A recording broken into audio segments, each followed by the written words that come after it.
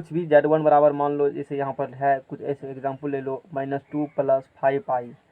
तो इसको हम लोग कोऑर्डिनेट के फॉर्म में लिखना चाहेंगे तो इसको लिख सकते हैं -2 क्या लिख सकते हैं 5 लिख सकते हैं। इसमें मैंने ये बताया था कि ये जो जिसमें i नहीं लगा हुआ है वो होता है रियल पार्ट ऑफ z का वास्तविक भाग, और जिसमें i लगल है वो इमेजिनरी पार्ट ऑफ z का काल्पनिक भाग।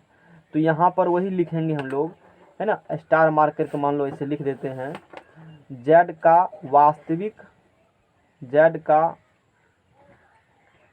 वास्तविक भाग, है ना।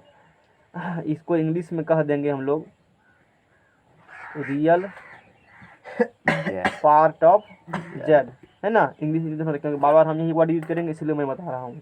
तो यहाँ पर बोलो क्या होगा, z का वास्तविक भाग को हम लोग क्या कहते हैं, real part of z। Shortcut में से लिखेंगे, इसको पढ़ेंगे रियल पार्ट ऑफ z ही हम, या z का पार्ट इंग्लिश ही बोलेंगे। तुमको ध्यान रखना इस चीज़ को। यदि यहाँ पर हम लोग बात करेंगे z का वास्तविक भाग क्या होगा, तो यहाँ पर -2 होगा। z का वास्तविक भाग क्या होगा, यहाँ पर -2 होगा, है ना। हाँ, बाद में इस प्रकार का एग्जाम्पल लेकर के चर्चा की गई है। और यदि हम लोग z का काल्पनिक, देखो काल्पनिक को ही अवास्तविक कहते हो, है ना। कल मैंने बताया भी था, अवास्तविक मतलब जो वास्तविक नहीं हो, z का काल्पनिक भाग, इसी को इंग्लिश में कहते हो इमेजिनरी पार्ट ऑफ z। तो इसको हम लोग आई एम ऐसे करके इमेजिनरी पार्ट ऑफ z से सूचित करते हैं, है ना, से सूचित करते हैं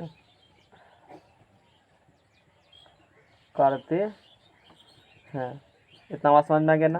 अब देखो, अब आगे क्या करेंगे, कुछ एग्जाम्पल ले करके हम लोग जैसे बात करेंगे। फॉर एग्जाम्पल जो अभी मैंने थ्योरी डिस्कस किया, मान लो जैसे z बराबर कोई कॉम्प्लेक्स नंबर है, x प्लस क्या है i y है। तो यहाँ पर बताओ real part of, shortcut, real part of z क्या होगा x, imaginary part of z क्या होगा y बोलेगा क्या होगा i लगल उन्हें कहेगा, काहे कहेंगे, इमेजिनरी जब लिख ही दिए हो तो आई क्यों कहेंगे, सिर्फ वाई ही लिखाएगा। बात समझ जाएगा ना। जब इमेजिनरी एक लिखा ही गया है यहाँ पर वर्ड, तो आई फिर काहे कहेंगे, तो ऑलरेडी इमेजिनरी हो कह दिए हो पहले, तो आई नहीं लगाना है वहाँ पर, है ना। और जैसे कुछ और एग्जाम्पल मान लो z1 बराबर -2 -3 आई है, माइनस वाली ये टर्म, तो यहाँ से रियल पार्ट ऑफ z1 बोलो क्या होगा, जो डिजिट है वो होगा, और यहाँ से इमेजिनरी पार्ट ऑफ z1 बोलो -3, ये हो गई। अब नोट नंबर नेक्स्ट, लेट का है हुआ आने में, चला गया एक पॉइंट्स, है ना। नोट नंबर 1, यहाँ वो टाइम दे देते हैं उसी पर शुरू होता है, रोड पर क्या हुआ, स्लिप हो गई। अच्छा, तो वो 1-2 मिनट लेट होता है इसलिए कि मशीन सेटिंग करने में नहीं, तो बाद बाकी इधर घसा के बैठो, समझा देते हैं। देखो जैसे यहाँ पर कल बताए थे, तो फिर अगला कुछ पता नहीं चलेगा, आज का क्लास ही चौपट हो जाएगा। z1 बराबर -2 + 5 पाई, तो इसको इस प्रकार से लिखे थे। इसमें ये जो है z का वास्तविक भाग जो है ये है 2 है, तो इसको हम लोग z का वास्तविक भाग यानी कि real part of z, R E से रियल, तो आर ई z कह दिया, इसको पढ़ेंगे रियल पार्ट ऑफ z। फिर z का हम लोग यहाँ बात करेंगे काल्पनिक भाग, काल्पनिक को क्या कहते हो, अवास्तविक भाग या इमेजिनरी पार्ट ऑफ z। तो आई एम z कह दिया मैंने, इमेजिनरी पार्ट इससे सूचित किया जाता है। एक एग्जाम्पल यहाँ पर लेकर दिखाया, जैसे z बराबर है x प्लस आई वाई, तो रियल पार्ट ऑफ z यहाँ से क्या हो गया x, है ना, और इमेजिनरी पार्ट ऑफ z क्या हो गया आई नहीं लिखेंगे गुना के रूप में, काहे इमेजिनरी लिख दिया हो इसीलिए। यही एग्जाम्पल सेम लिया, z1 और -2 -3 लिया मैंने, रियल पार्ट ऑफ z1 यहाँ से क्या होगा -2, अब इमेजिनरी पार्ट क्या होगा, कल तो ऐसे ऐसे भरवली बता भी दी थी चीज़ को, नहीं बोले थे, आज लिख देते हैं। इधर का सर थोड़ा सा बैठो, लाइट आएगा तो फिर उसमें दिखेगा अच्छा सा। अब देखो प्रत्येक, अब देखो जैसे जो भी रियल नंबर है, प्रत्येक वास्तविक संख्या को कॉम्प्लेक्स नंबर के रूप में लिखा जा सकता है, और प्रत्येक काल्पनिक संख्या को वास्तविक संख्या के रूप में लिखा जा सकता है ना। जैसे है नोट नंबर,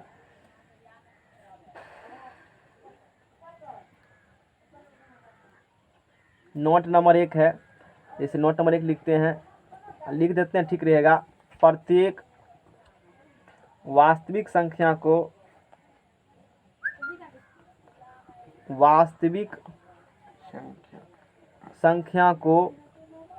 सम्मिश्र संख्या, कौन संख्या? सम्मिश्र संख्या मतलब कॉम्प्लेक्स नंबर। प्रत्येक वास्तविक संख्या को सम्मिश्र संख्या के रूप में, ये सब ऐसे दिमाग में रह जाएगा। प्रत्येक वास्तविक संख्या को सम्मिश्र संख्या के रूप में लिखा जा सकता है, लिखा जा सकता है। उसके बाद है तथा जो भी रियल नंबर होगा, है ना, उस रियल नंबर को क्या कर सकते हो? सम्मिश्र संख्या के रूप में तुम लिख सकते हो। जितना भी रियल नंबर होगा कैसे लिखेंगे तो एग्जाम्पल देंगे बाद में। जैसे मान लो यहाँ पर उतना नोट अट जाएगा, तो यहाँ पर जैसे एग्जाम्पल लेते हैं, वास्तविक संख्या को किसके रूप में लिखना है? सम्मिश्र संख्या के रूप में। अच्छा बोलो, Z1 बराबर 2, क्या यहाँ पर I से मल्टीप्लिकेशन है? नहीं है, तो ये क्या हो गया? वास्तविक संख्या है। इसको किसके रूप में लिखना है? सम्मिश्र संख्या। तो सम्मिश्र संख्या क्या होती है बताओ, हमको समझाओ। What is complex number? वास्तविक संख्या और काल्पनिक संख्या की जब जोड़ ग्रुप में लिखते हैं उससे क्या कहते हैं? तो वास्तविक है ही, यहाँ होना चाहिए कौन संख्या? काल्पनिक संख्या होना चाहिए, तभी ना सम्मिश्र संख्या बोलेंगे। तो कोई बात नहीं है। यहाँ जो है ना, I इंटू कर दो 0, 0 से गुना का कुछ फर्क पड़ेगा? नहीं पड़ेगा। तो ये मैंने लिख दिया, इसको किसके रूप में लिख दिया? कॉम्प्लेक्स नंबर रूप में। तो जितना भी इसी प्रकार जब भी वास्तविक नंबर होगा तुम इस प्रकार से उसको किस में लिख सकते हो? कॉम्प्लेक्स मतलब सम्मिश्र संख्या के रूप में इसको लिख सकते हो 2,0। ये समझ में आ गया होगा नहीं? और नेक्स्ट एग्जांपल जैसे एक है, अब ठीक है आगे और लेते हैं। Z2 बराबर, जैसे यहाँ पर -√3 लिया गया है, ठीक है ना। अच्छा ये बाद में बताएंगे। अगला देखो, इसी में प्रत्येक वास्तविक संख्या को सम्मिश्र संख्या के रूप में लिखा जा सकता है तथा प्रत्येक काल्पनिक संख्या को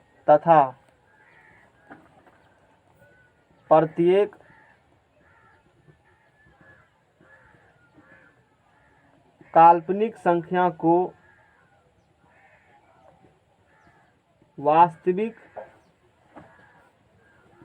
संख्या के रूप में, बहुत सारा हम लोग न्यूमेरिकल भी करेंगे, इस पर लिखा जा सकता है। यहाँ पर ध्यान देने वाली बात है, यहाँ पर कौन संख्या बोले हैं? काल्पनिक संख्या। वास्तविक संख्या को लिख सकते हो सम्मिश्र संख्या के रूप में, और काल्पनिक संख्या को लिख सकते हो वास्तविक संख्या के रूप में। ढेरी एग्जाम्पल हम लोग आगे करने वाले हैं नहीं। अब देखो, ये नोट नंबर 1 हुआ। नोट नंबर 2 इम्पोर्टेंट है। इस टाइप, ये जो नोट नंबर 2 है इस पर न्यूमेरिकल भी हम लोग करेंगे। जो सम्मिश्र संख्या विशुद्ध वास्तविक होगा, विशुद्ध क्या होगा? देखो, विशुद्ध वास्तविक का मतलब होता है उसमें काल्पनिक नहीं होगा, सिर्फ और सिर्फ क्या होगा? वास्तविक ही होगा। विशुद्ध वास्तविक संख्या होता है ना। तो इसका उल्टा भी सत्य है, उसका काल्पनिक भाग शून्य होगा। इसका रिवर्स भी क्या है? होगा। ये देखो, यानी कि यहाँ से हम लोग कह देंगे IMZ बराबर 0 होता है। जो सम्मिश्र संख्या, जो कॉम्प्लेक्स नंबर विशुद्ध वास्तविक होगा, यानी कि प्योर रियल होगा। प्योर रियल तभी पॉसिबल है जब काल्पनिक भाग क्या होगा? उसमें 0 होगा। तो ये एक मान लो यहाँ से माइनस, ये तो एग्जाम्पल समझ में आ गया। अच्छा, अब हम नोट नंबर 2 का एग्जाम्पल देते हैं। जो सम्मिश्र संख्या विशुद्ध वास्तविक होगा, प्योर रियल होगा, उसका काल्पनिक भाग क्या होती है? शून्य होती है, यानी कि इमेजिनरी पार्ट 0 होगा। कभी मान लो कोई इस प्रकार का सवाल आ गया, वहाँ कह देगा इमेजिनरी मतलब विशुद्ध वास्तविक संख्या निकालिए, कौन संख्या निकालिए, उसका इमेजिनरी पार्ट क्या कर देंगे हम लोग, जीरो कर देंगे। उल्टा भी बताएंगे आगे। नहीं, कभी भी हमको विशुद्ध वास्तविक संख्या निकालना होगा, एक कॉम्प्लेक्स नंबर का इमेजिनरी पार्ट को जीरो कर दो, वो संख्या किस में कन्वर्ट हो जाएगा, विशुद्ध वास्तविक। क्योंकि विशुद्ध वास्तविक होगा सिर्फ और सिर्फ वास्तविक ही होगा, काल्पनिक उसमें नहीं होगा। होगा तो जीरो से मल्टीप्लिकेशन होगा, जैसे -√3 अब प्लस आई इंटू जीरो है। अब बोलो ये कौन संख्या है, कौन सा? हैं? ये समित संख्या तो है, लेकिन ये विशुद्ध वास्तविक संख्या है। क्यों, इसका इमेजिनरी पार्ट क्या है, जीरो है।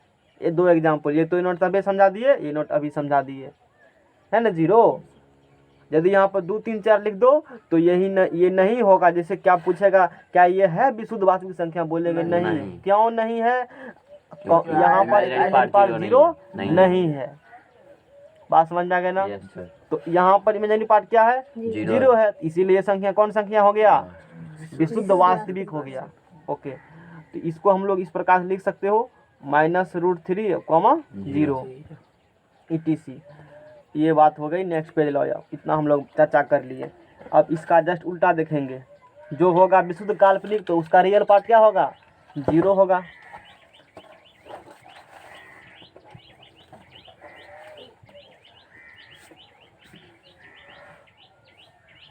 पेज नंबर 2, नोट नंबर 3 बहुत इंपोर्टेंट। जो सम्मिश्र संख्या विशुद्ध उस अभी देखे थे विशुद्ध वास्तविक, अब देखेंगे विशुद्ध वास्तविक होगा तो काल्पनिक जीरो, अब विशुद्ध काल्पनिक होगा तो वास्तविक जीरो। सीधा रखो ध्यान में, जो सम्मिश्र संख्या विशुद्ध काल्पनिक होता है उसका वास्तविक पार्ट क्या होगा, उसका वास्तविक फेर करते जाते हो ना, हाँ, नहीं तो फिर दिक्कत होगा। उसका वास्तविक भाग क्या होगा, शून्य होगा। यदि वो विशुद्ध काल्पनिक है, प्योर इमेजिनरी है, तो उसका वास्तविक भाग शून्य होगा। ये दो बात रखो। उल्टा है, वास्तविक विशुद्ध वास्तविक होगा तो काल्पनिक भाग जीरो, और विशुद्ध काल्पनिक होगा तो वास्तविक भाग जीरो। बस ऐसे रहेगा ध्यान में। तो विशुद्ध वास्तविक भाग शून्य होगा तो उसको क्या कहते हो, यानी रियल पार्ट ऑफ जेड बराबर क्या होगा, जीरो होता है। एग्जाम्पल दीजिए तब होगा। जैसे मान लो Z3 बराबर आई, क्या इसको लिख सकते हो 0 + 1 इंटू आई, और इसका क्या है बताओ, वास्तविक भाग जीरो।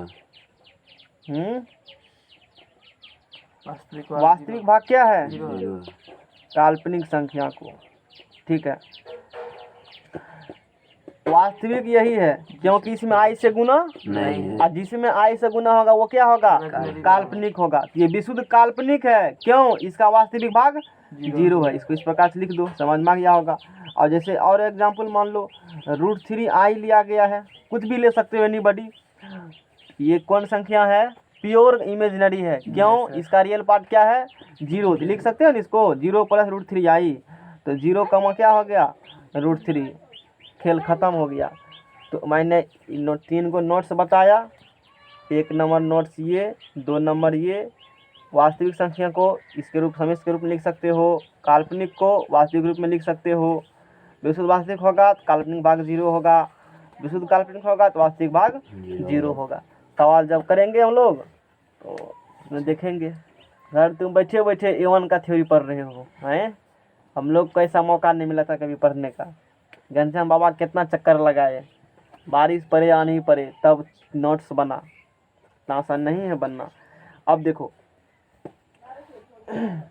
जो अब हम लोग देख रहे थे, है ना,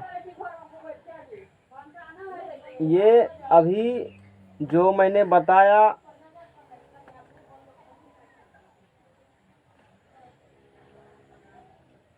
है ना,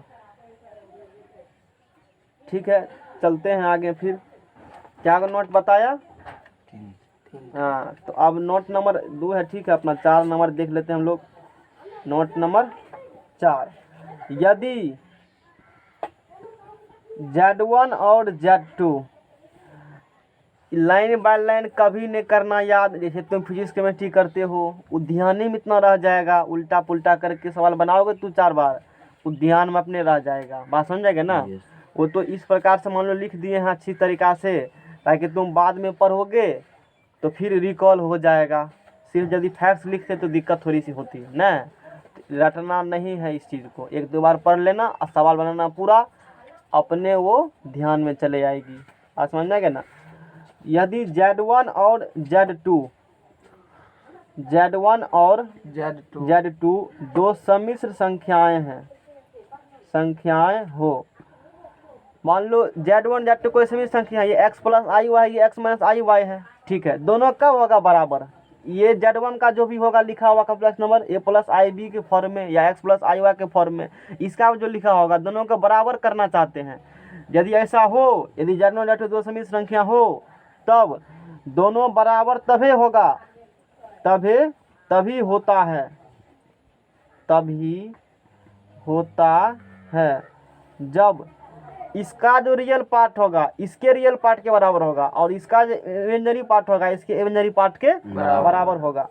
जब रियल पार्ट ऑफ Z1 बराबर real part of Z2 and imaginary part of Z1 बराबर इमेजिनरी पार्ट ऑफ Z2, दो कॉम्प्लेक्स नंबर है, एगो है Z1 एगो है Z2, वो दोनों तभी होगा बराबर जब दोनों का रियल पार्ट बराबर हो और इमेजिनरी पार्ट बराबर हो। इससे क्या सीखे, क्वेश्चन में कभी कह देगा दो कॉम्प्लेक्स नंबर नहीं, कह देगा इसके ये दोनों आपस में क्या है बराबर। सुनो, दो कॉम्प्लेक्स नंबर कह दिया 2 - 3i और 4 प्लस, ऐसे कुछ वेरिएबल दे देगा क्वेश्चन में, मतलब 2 - 3i दे दिया, एक दे दिया a प्लस आई बी, और क्वेश्चन में कहा दोनों का आपस में क्या है वेरिएबल बराबर है, वेरिएबल नहीं, दोनों सम्मिश्र संख्या आपस में क्या है बराबर, a और b का मान निकालेंगे, a और b का क्या निकालना है।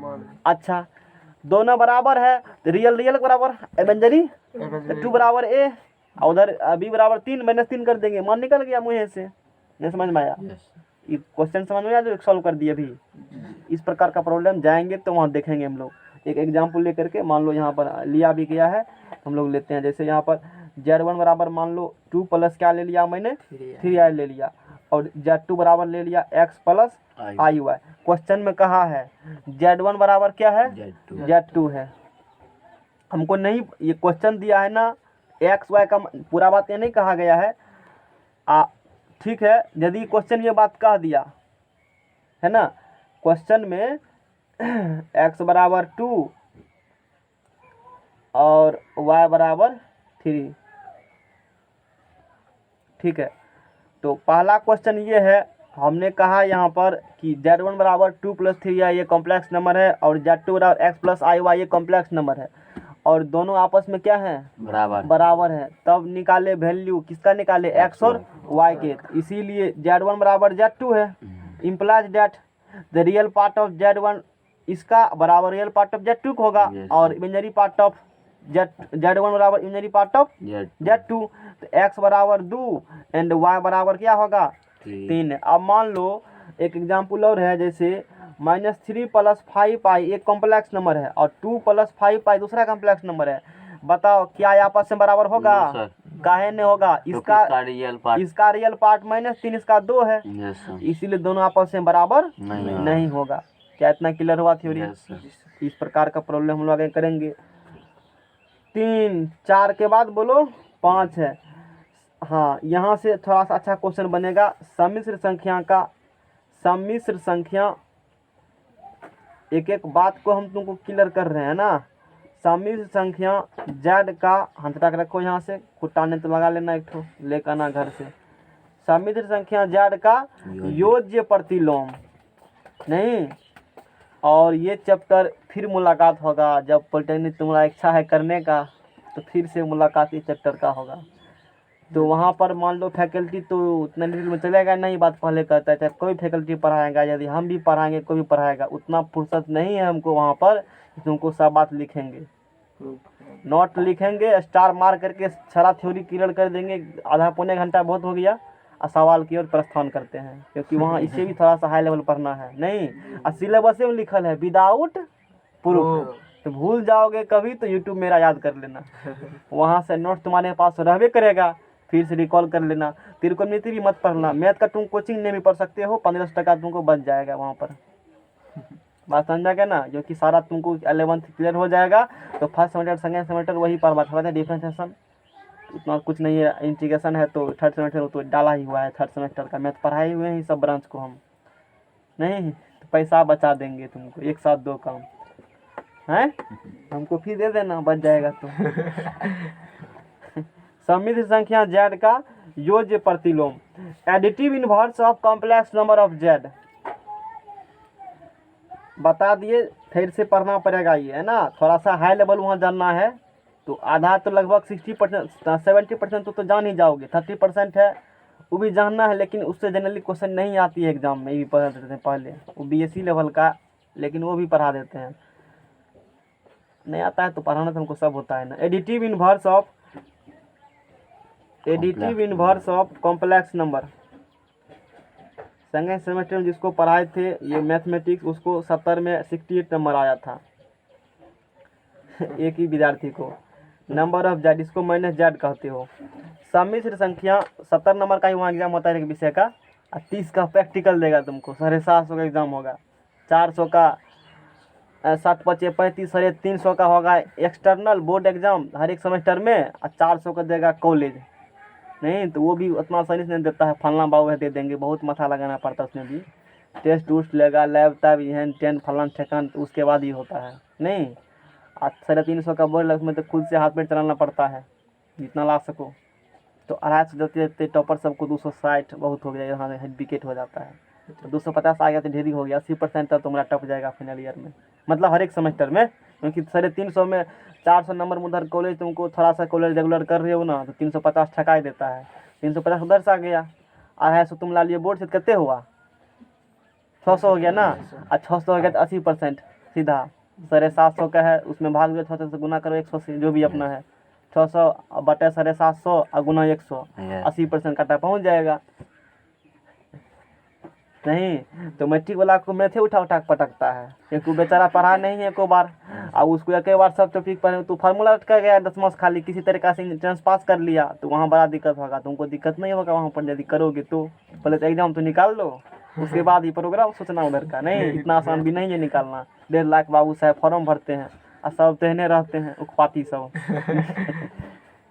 एक चीज़ यहाँ फायदा है इसमें कि इसमें माइनस मार्किंग नहीं है, इसलिए ठकानी मार के कितना लड़का निकाल लेता है। यदि रहता है माइनस मार्किंग तो बहुत दिक्कत होता।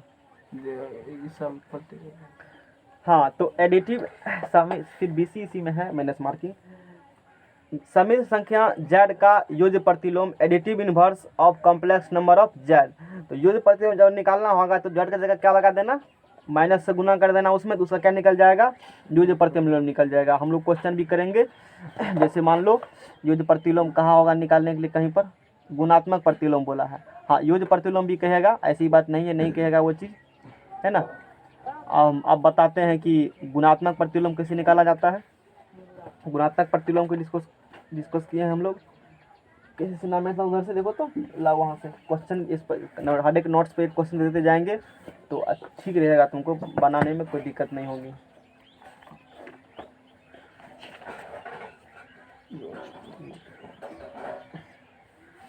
अब देखो, अब सारा प्रॉब्लम तुमको एनसीईआरटी में नहीं देगा, गुणात्मक प्रतिलोम बोला है, योज्य प्रतिलोम भी बोलना चाहिए, हाँ कहीं होगा सवाल। अब जैसे ये किसी से ना बुक है तो इसमें जो है कुछ प्रॉब्लम डिस्कस करेंगे आज हम। जैसे कॉम्प्लेक्स नंबर के रूप में लिखने के लिए प्रॉब्लम है तो होगा तो किस तरह सबके पास, हम बोले थे वो भी रखने के। एनसीईआरटी तो एक रेफरेंस ले रहे हैं कि हर एक थ्योरी तुमको पढ़ा पाए, हर एक कंसेप्ट पढ़ा पाए कम टाइम में, इसलिए एनसीईआरटी पढ़ाने, तो किसी सिन्हा ही पढ़ाते टाइम होता तो 1 साल है ना। थ्योरी दे रहे हैं, जितना बुक है ना सब बनेगा, एक भी सूत्र फालतू आने लगेगा, जितना नोट्स में लिखल है उतना ही लगेगा, उससे कम लग सकता, ज़्यादा नहीं लगेगा, ठोक करके स्टाम्प पेपर पर लिख देंगे।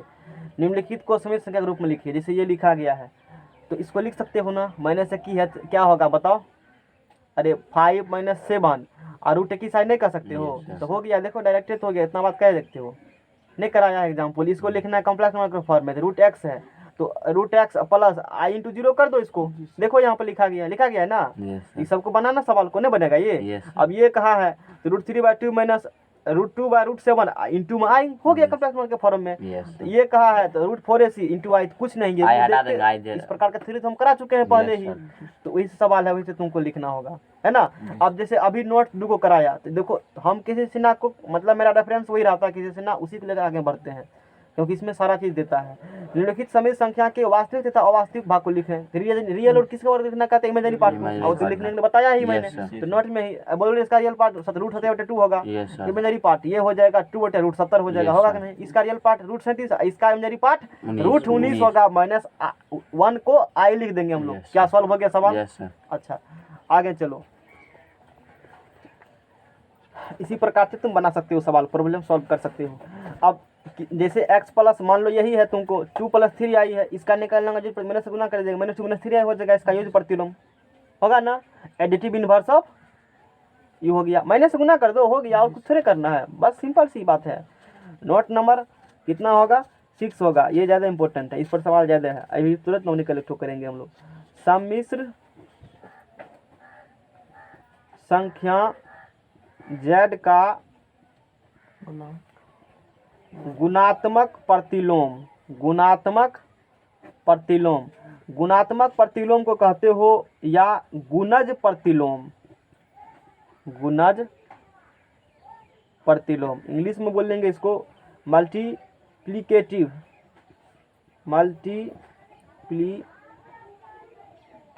इनवर्स ऑफ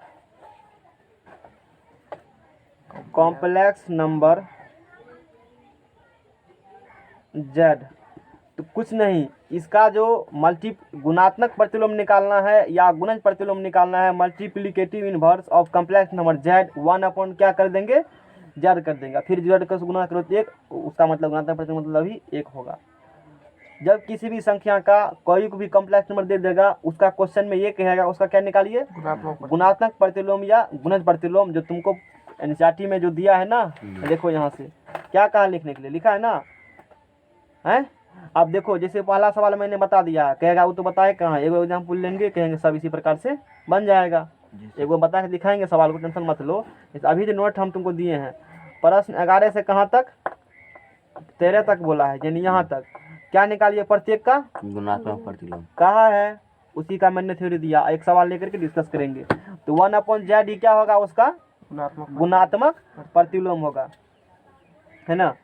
और 1/z को ही नहीं, जो a + ib के रूप में परिभाषित है, परिभाषित है, जैसे 2 + 3i के निकालने में गुणात्मक प्रतिलोम, तो 1/2 प्लस क्या करेंगे 3i, तो फिर 1/2 + 3i को a + ib रूप में कन्वर्ट करना है, हर का परिमेयकरण कर करके, सीने की वैसे छोड़ देना है, 1/z का गुणात्मक प्रतिलोम लिखना है, 1/z करके छोड़ दी नहीं, उसको a + ib रूप में कन्वर्ट कर देना है, जैसे कि एग्जाम्पल लेकर हम लोग चर्चा करते हैं।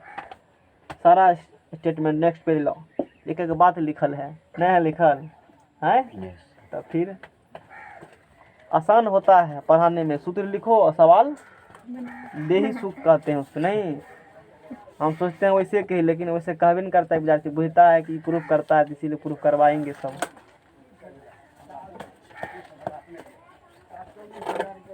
एक वर्कआउट एग्जाम्पल देखेंगे हम लोग,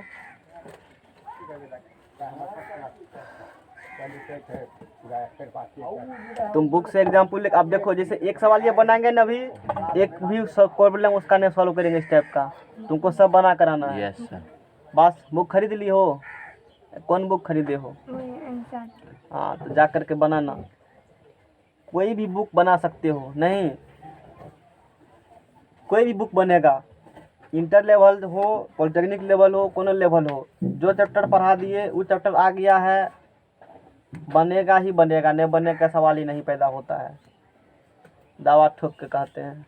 नहीं तू ला के दिखाओ सवाल, देखो कैसे नहीं बनता है, वही सूत्र वही थ्योरी लगाएंगे, थोड़ा सा लोचा वोचा एक दो में रहता है तो वो तो अपवाद ही होते एक दो में, जनरली सवाल तुमको सॉल्व हो जाएगा।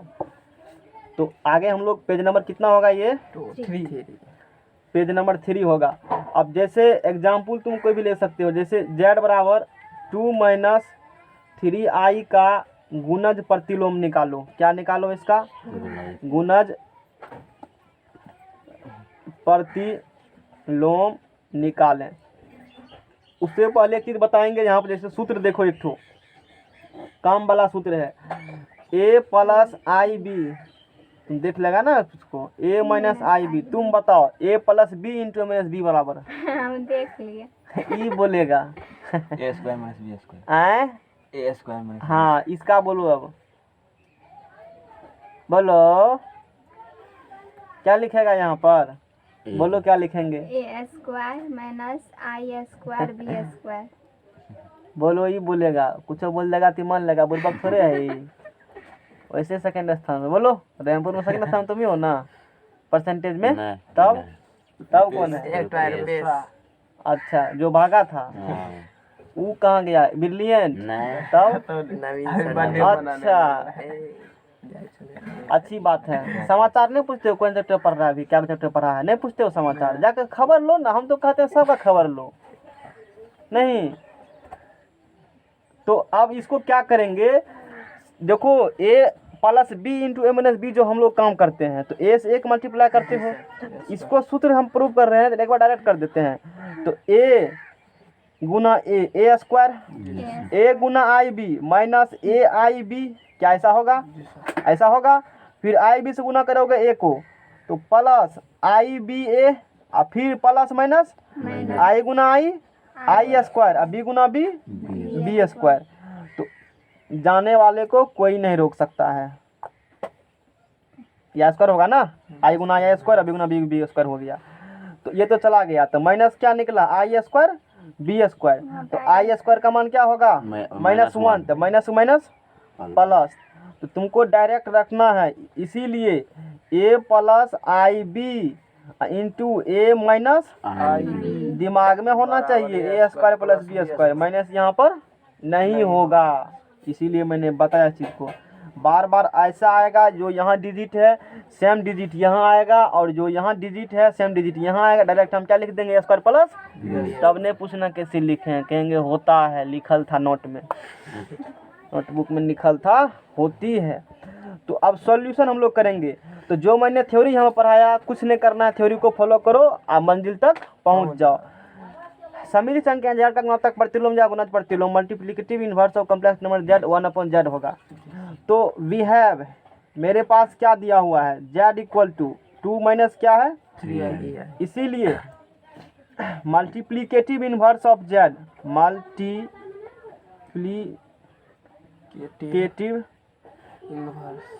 Inverse of z equal to 1/z होगा ना। तो z का मान कितना है बोलो? तो 1/2 माइनस 3i, जो a प्लस आई बी के रूप में परिभाषित है। इसको किस में कन्वर्ट करना होगा? इस फॉर्म में, या x प्लस आई के फॉर्म में, तभी ना कॉम्प्लेक्स नंबर। ये तो बट्टा में है, तो हर का क्या कर दो? कि तुम बोलो कैसे क्या जाता हर का परिमेकरण?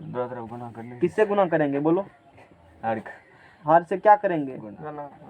तुम बताओ, हर का परिमेकरण कैसे करेंगे? यहाँ पर क्या लिखेंगे बताओ? यहाँ क्या लिखेंगे? 2 प्लस ई बोलेगा, हाँ बोलो क्या लिखेंगे? 2 प्लस 3i।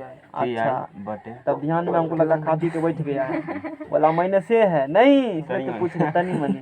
तो देख लेने से चला गया था क्या? आपसे एग्जाम्पल लेने लेंगे हम कॉपी वाला।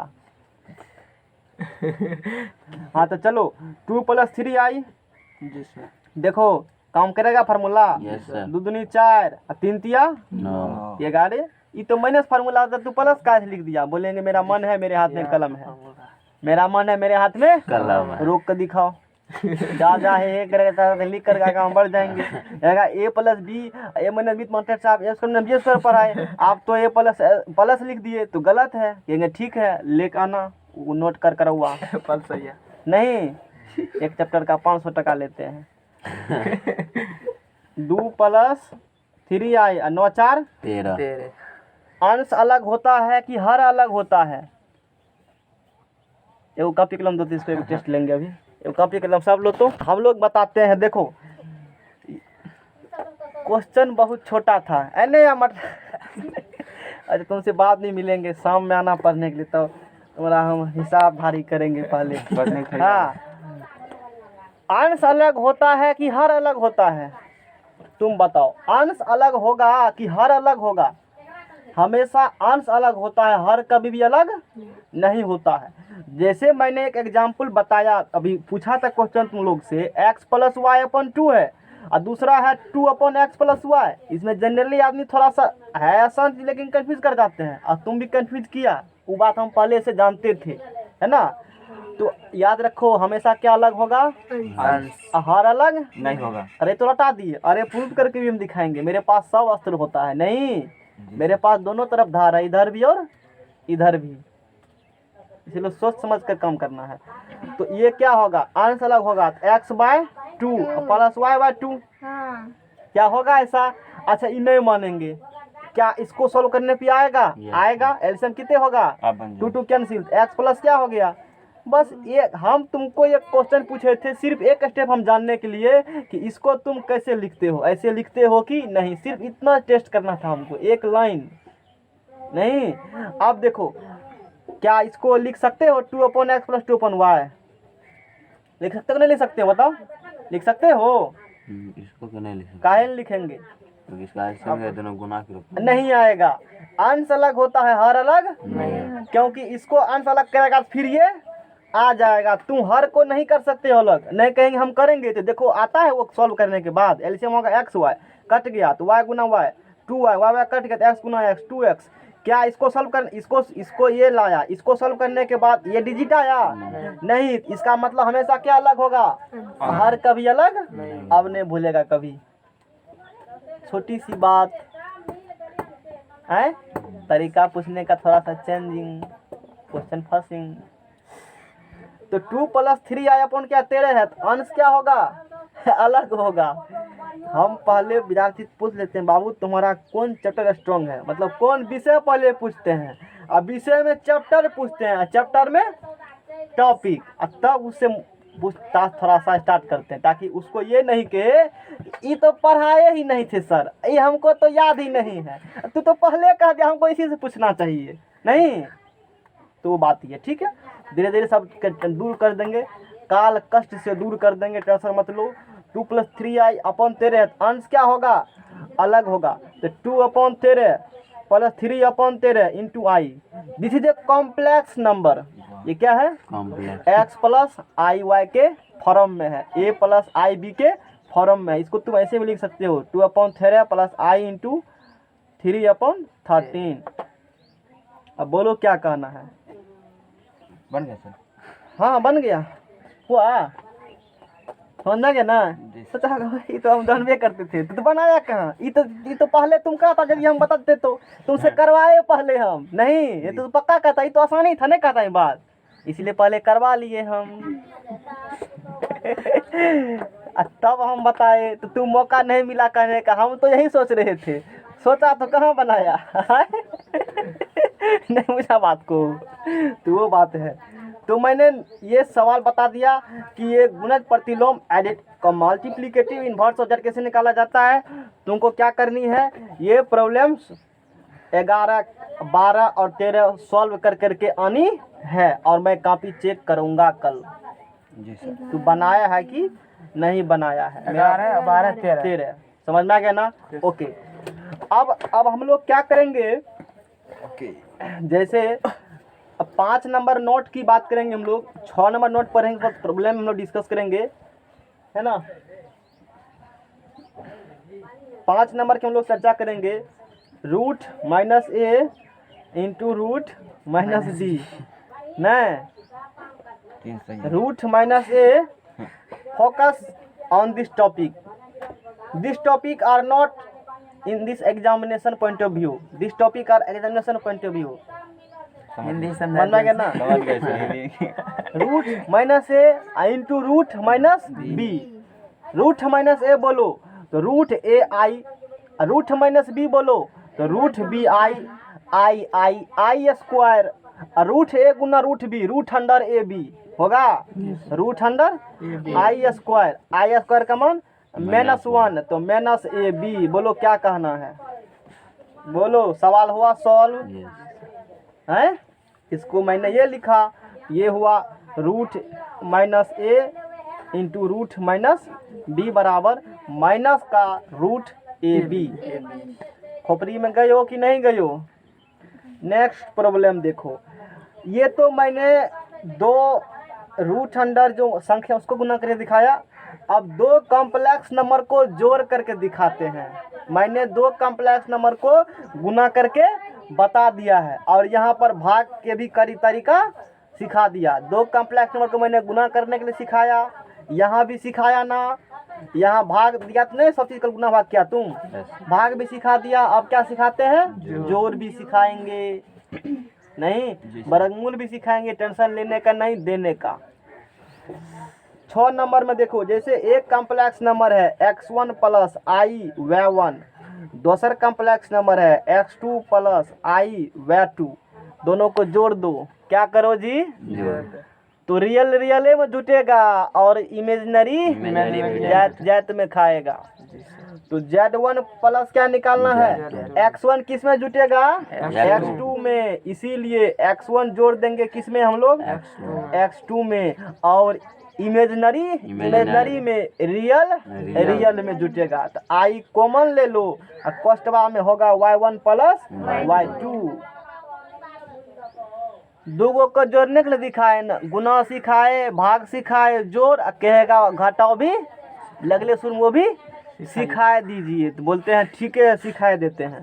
Z1 माइनस इसको किस में घटाना है? तो x1 plus I y1 minus x2 plus minus I y2 बरोबर, बोलो क्या होगा? x1 माइनस x2 होगा। यहाँ y1 यहाँ y2, आई कॉमन निकाल लो, प्रेम से बोलो। y1 माइनस y2 हो गया, घटाओ। नेक्स्ट पेज बढ़ाइए, लगाइए नहीं लगा हुआ होगा। नहीं लगा। समझ में आ रहा है मैथमेटिक्स? अरे फोर के धर देंगे मैथ को, नहीं डर से भागेगा। किसके पल्ला में पड़ गए, टिकने भी नहीं देता है 4 दिन बढ़िया से। नहीं कुटुम माता 10 दिन सोता रह के खाएं, यहाँ हम रहने ही नहीं दे, एक दिन में निपटा देना है। जितना खाना है खा लो, यहाँ से फील्ड खाली करो, नहीं दूसरे का फिर बारी है।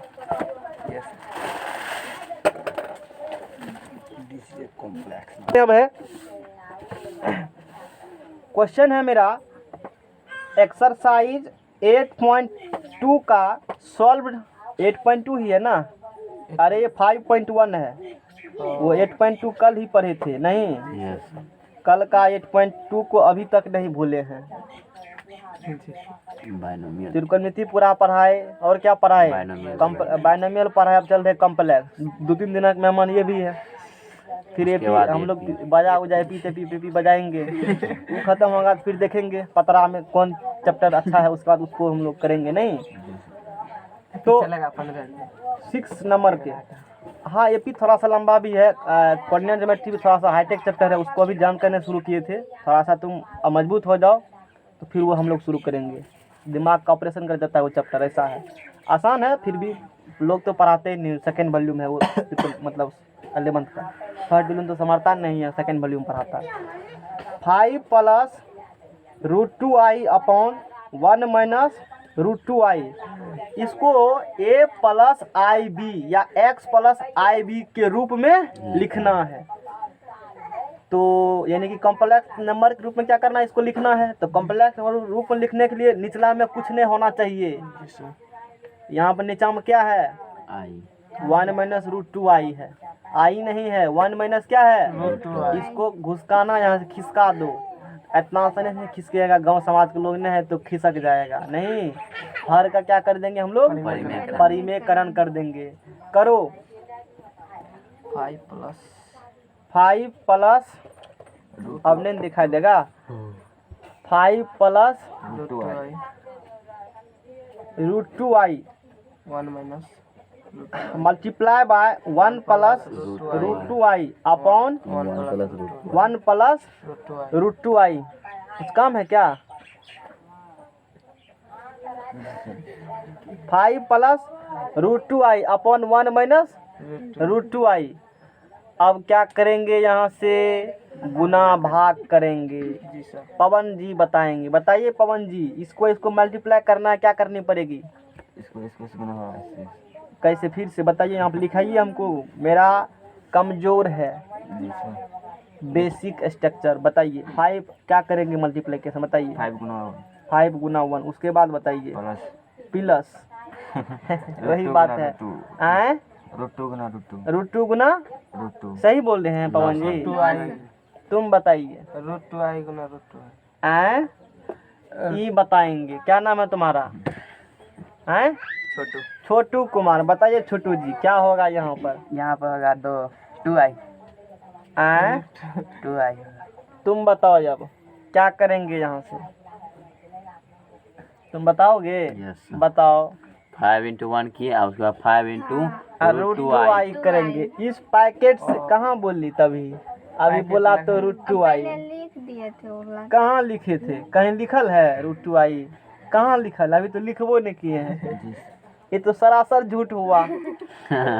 बैठे बैठे ठक लिए हमको फ्री में। नहीं, लेकिन फ्री में नहीं ठकाते हम हैं। 5 + 1 5 + √2i इंटू मतलब फिर √2i से मल्टीप्लाई करो। अब कहेगा वो जो पढ़ाए थे a + b i a - b i, बोले थे डिजिट वहाँ a दोनों में था, b दोनों में था, इसीलिए ऐसा हुआ। लेकिन यहाँ पर ऐसा कुछ मान नहीं है। यहाँ पर 1 है, यहाँ अलग अलग संख्या है, तो पूरा गुना करना पड़ेगा। वो पेजवा लाओ जिसमें वो सूत्र लिखे थे, पहला दूसरा पेज जो भी a + b i जो ऊपर करे थे कैलकुलेशन हम वहाँ पर। मैथमेटिक्स से क्या करना है? खेलना है, जैसे गुल्ली खेलते थे बचपन में। ऐसे घर का उधर फेंकेंगे, घर का के उधर फेंकेंगे, लात से नहीं हाथ से। ये पेज नहीं है, दूसरा पेज होगा। अरे सब भी से आसान है, कुछ भी भारी नहीं। पढ़ाने वाले लगता है भारी, तो भारी है। देखो इसका फार्मूला हम डायरेक्ट ये लिख सकते थे, लेकिन मैंने ऐसा नहीं ऐसे करके दिखाया ताकि भविष्य में तुमको तकलीफ नहीं हो करने में। यस हर एक के पीछे रीजन होता क्या? वो तो डायरेक्ट भी कर सकते थे, लेकिन नहीं किए। एक साथ हमको 2 काम सिखाना था। बात समझना क्या ना? यही सिखा दिए थे, ऐसे ऐसे मल्टीप्लाई करो तब ये आया था। यदि डिजिट सेम था डायरेक्ट ऐसे कर देते थे हम लोग, लेकिन ए था ए है, बी है बी। लेकिन यहाँ पर ऐसा कोई बात नहीं है। 5 है तो 1 है, और √2 तो सेम है। डिजिट सेम नहीं है ना, इस डायरेक्ट हमने नहीं किया a² + b²। ये बात क्लियर हुआ? यस तो अब मल्टीप्लिकेशन को सिखाया, तो 5 से 1 से मल्टीप्लाई किया, फिर 5 से इसको मल्टीप्लाई किया ना, √2 से मल्टीप्लाई किया, इसको 1 से तो गुना करेंगे तो फर्क नहीं पड़ेगा। फिर √2i अब गुना √2i। मैथ के साथ क्या करना है? गुल्ली गुल्ली खेलना है। उधर से फार्मूला घर का उधर देना, घर का करके उधर फेंकेगा। चैप्टर के साथ भी खेलेंगे। a + a - b a + b a² - b² के + b²। a² + b पवन बोलेंगे, बताइए पवन जी। हाँ क्या होगा लिखिए यहाँ पर। 1² a² प्लस कुछ बोल देगा तो मन लगा, बुर्बक थोड़े हो। प्लस 2 2 2i 2i, ठीक है? रंग आए पवन जी ठीक है? बताइए, कोई नहीं बोलेगा। शिकारी आएगा, दाना पहले फेंकेगा, जाल बिछा देगा, जाल फेंकेगा, दाना फेंकेगा और जाल भी बिछाएगा, मत फंसना। फंस गया, बोलो क्या होगा यहाँ पर? 2i² आए अच्छी बात है। पवन जी का कौन कौन समर्थन कर रहे हैं बताइए? समाज का लोग तुम समर्थन दे रहे हो पवन जी का? कोई तो पक्ष में जाओ, अकेले कैसे करेंगे पवन जी? बताओ, पक्ष में हो कोई? तुम पक्ष में देगा इसके साथ? बताओ। बेचारा इलेक्शन में खड़े हुए हैं, बताओ सपोर्ट कर रहे हो कि नहीं? कितना वोट मिलेगा? तुम्हारे अनुसार क्या होगा बोलो? तुम्हारा चुनाव चिन्ह छाप यहाँ क्या होगा? यहाँ अपना चुनाव चिन्ह छाप बोलिए छोटू कुमार। रूट हो गए। रूठ लगा देंगे, अच्छी बात है। नॉलेज तो अंबारी है, रूठ लगा दिया। तुम अपना चुनाव चिन्ह बोलो। यही हो आए रूट ही लगा। अच्छी बात है, तुम बताओ। ये तो इससे फिर पूछेंगे कहना हम तो यही कह रहे थे। वहाँ पे होगा a²। हाँ तो ए, माइनस अच्छा ए लिखे ऐसे वाला। नो ये वाला। अच्छा एक का 1 का स्क्वायर माइनस √2i का स्क्वायर 1 का स्क्वायर माइनस √2i का स्क्वायर बोले। बताइए सरकार। ये सही है। यहाँ पे लिखा है a + b × a - b का सूत्र। यहाँ पे हाँ a ये + सही i लिखल b। है। ये सही लिखा हुआ। अच्छी बात है, तुम्हारे समर्थन में अब ये बरसे हैं। सोचो तुमने इसको समझा ही नहीं है ठीक से, इसीलिए ऐसा हुआ। तू सोचा होगा हमको तू सीख गए, लेकिन हमको पता है ना कहाँ तुम्हारा कमजोरी है। नहीं बोलो लेकिन फिर भी हमको पता है। काहे इतना दिमाग लगा रहे हो? क्या यहाँ पर आई लिखा हुआ है? नो। तो फिर काहे आई लिखवा रहे हो यहाँ पर हमसे? सिर्फ बीन लिखवाएगा जी। फिर समर्थन दे रहे हैं पवन जी का, बबल कुमार। फिर ये कौन लिखाया था? ई फिर सही है क्योंकि इसको करेगा ना Yes. तो एक और माइनस आई का स्क्वायर मान माइनस में प्लस और फिर रूट 2 का स्क्वायर हो जाएगा, ई सही हो जाएगा। फिर जी बात समझ में आयो? जी सर। नहीं आयो? आयो आयो तो आगा करो। जब हेलो बोलो क्लियर हुआ? Yes. अच्छी बात है। 5 गुना 1 5, 5 गुना रूट 2 आई तो 5 रूट 2 आई और प्लस रूट 2 आई तो 5 1 छः। होगा ना? Yes. Plus 6 root 2 I, I square Guna I, I square का मान पवन जी के मुखार बिंदु से। आई स्क्वायर हाँ आराम से सोच करके पहले सोच लो तब कहना, हड़बड़ा के नहीं कहना। +1 +1 तुम बताओ आई स्क्वायर का मान। मारो मन ठकाने लग जाए कोनो, यही बोलो आई स्क्वायर का मान बोलो। क्या होगा? -1। कुछ कह देगा तो मान लेगा। तुम बताओ -1। छोटू कुमार, तुम बताओ तुम क्या बोला? अब मैंने से गुना करेंगे तो -1 नहीं होगा? हो तो क्या तब? ये भी नहीं है जानकारी। कॉपी डेरा आप नहीं पढ़ते हो? करते क्या हो भर दिन हमको ये बताओ, क्या करते हो भर दिन? हमको तो आई स्क्वायर का मान भी तो लोग को चलते फिरते रास्ते याद हो जाता है। आई स्क्वायर में -1 होगा, रूट अंडर -1 आई माने हो, दोनों तरफ वर्क करेंगे तो रूट हटेगा, -1 आई स्क्वायर में -1 दिमाग में सट गई है। तो आई गुना आई स्क्वायर का मान -1 और रूट 2 गुना रूट 2 पवन जी को बोलने दो। रूट 2 गुना रूट 2 2 प्लस में कि माइनस में? प्लस में। रूट 2 गुना रूट 2 फुल 2 क्या होगा? फुल 2 होगा। मैंने फुल 2 दे दिया। अब बटे में 1 अब रूट 2 का स्क्वायर फुल 2 नहीं मानेंगे? बताइए पवन जी लिख करके यहाँ पर कैसे हुआ? रूट 2 गुना रूट 2 फुल 2 कैसे हुआ? हाँ पवन जी बता रहे हैं, ध्यान से तुम लोग सुनो।